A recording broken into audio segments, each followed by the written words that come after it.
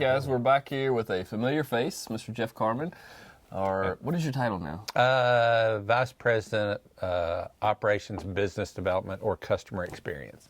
Perfect. Yeah. That sounds pretty fancy. Okay, so today we're going to talk about a topic that is operations related and is related to dealing with our customers. And you had, as we've gone through a lot of price pressures and job profitability issues and questions, a model, or as you guys began discussing this, a model that you guys have called the three-legged stool has come up. So maybe tell me how that came about first. Yep.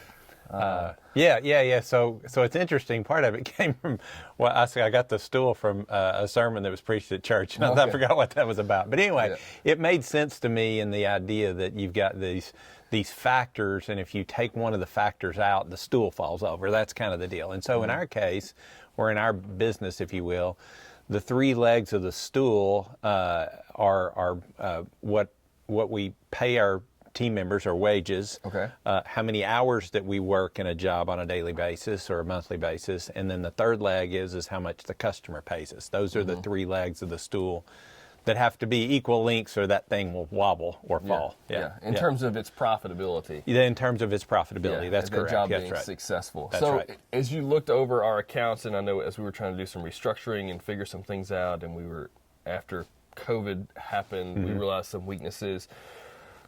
Were we deficient in one particular leg of that stool, or was it a combination, depending on the job? It may have been one of the three factors that were involved. Yeah, it was kind of a combination of all three in those cases.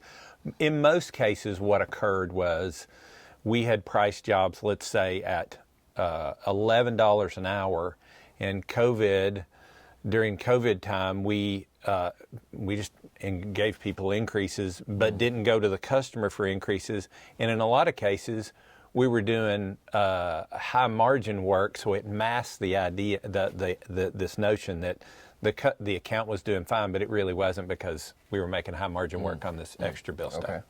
So it was mostly in the wages that we were paying folks. Yeah, that got out of control, and the others didn't keep up.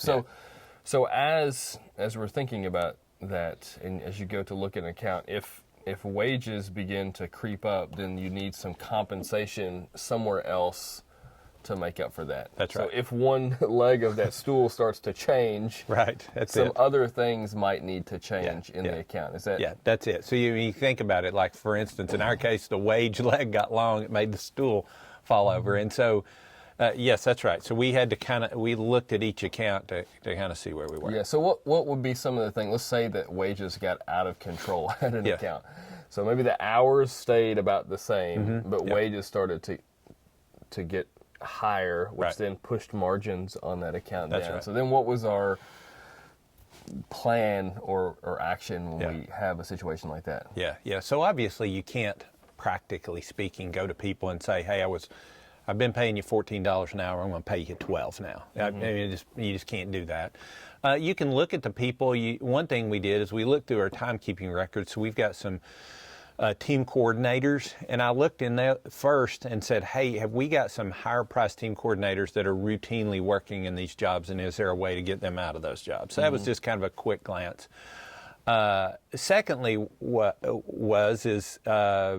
I guess if we were in a situation where truly we are paying people this wage, then the only thing that practically you can do is to say, can we get that job done with less hours? And that's hard to do. I mean, it just is. I mean, and there's a balance in that you begin to say, hey, we're paying people $2 an hour more than we used to.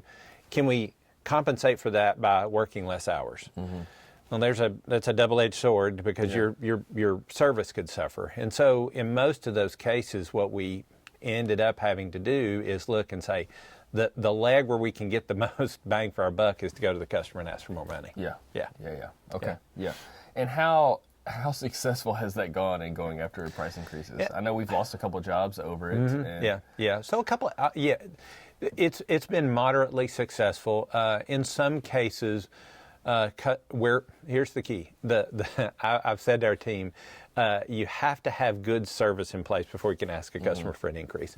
And so in a couple of instances, I went out a little naive that maybe our service was at a higher level and was ready to talk to a customer about a price increase. And they said, well, I'm glad you're here because we're having a couple of service issues. And I thought, well, this would not be a good time to bring up a price increase. Yeah. And so, but we've had some success. People have said, yeah, I've kind of wondered why you all haven't asked us for an increase until this point. But in all those cases, in each case, we went out with, I guess, what I would call a sense of humility and said, hey, we're in this situation now where wages have increased and this is our price, and we're asking you as a favor to give us a bit more money. And honestly, that approach has worked pretty well. Because in all likelihood, they're experiencing similar pressures. Yes, that's right. Yeah. That's right. Yeah. That's right. And we, again, like always in every sales situation, you want it to be a win-win. It's like, hey, that's right.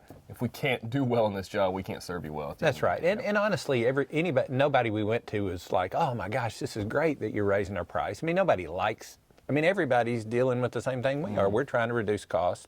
And here's the janitorial company asking, for an extra $500 or $1,000 a month. Nobody's excited about that. But putting it in perspective with the wages, they tended to understand. Yeah.